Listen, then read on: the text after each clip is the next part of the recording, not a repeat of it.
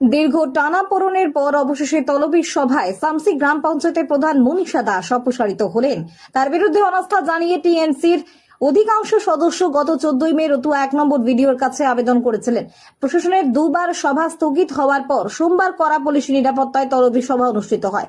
সভায় প্রধান সহ 13 জন সদস্য অনুপস্থিত ছিলেন। উপস্থিত 15 জন সদস্যই প্রধান অপসারণের পক্ষে ভোট দেন। তাদের মধ্যে 10 জন টিএমসি, 1 জন কংগ্রেস ও 1 জন বিজেপি সদস্য।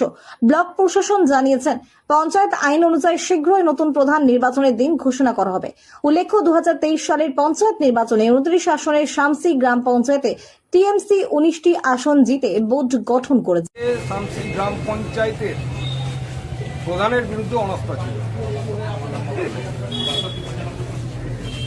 দীর্ঘ 2.5-3 বছর ধরে প্রধান ছিলেন।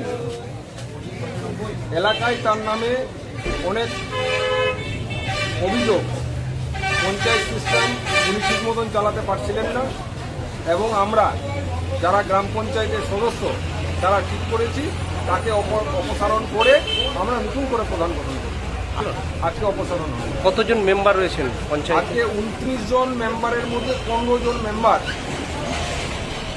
মেম্বারের সমর্থনে আজকে অপসারণ হবে। বলছো তৃণমূল কংগ্রেসের ছিল, অন্য দলের কেউ ছিল। নাম? শ্রবণ কুমার দাস, শামসি গ্রাম পঞ্চায়েতের মেম্বার।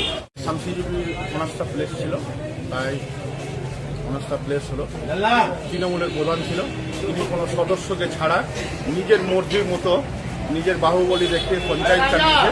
কাউকে দল সংগঠন কোনো প্রতিনিধি ছাড়াই তার মতো করে তিনি ভোট চালিয়েছেন।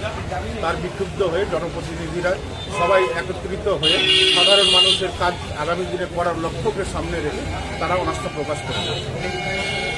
29 জন, তার মধ্যে কতজন মেজরিটিতে পেয়েছে? 15 জন অনাস্থা রেখেছে, 15 জন আজকের ডেটে অনাস্থা পেয়েছে। তার আনুষঙ্গিক সব দলেরই আছে, টিএমসি আছে, বিজেপিরও সমর্থন আছে, বিজেপি সবগুলোই সদস্য আছে আর কি।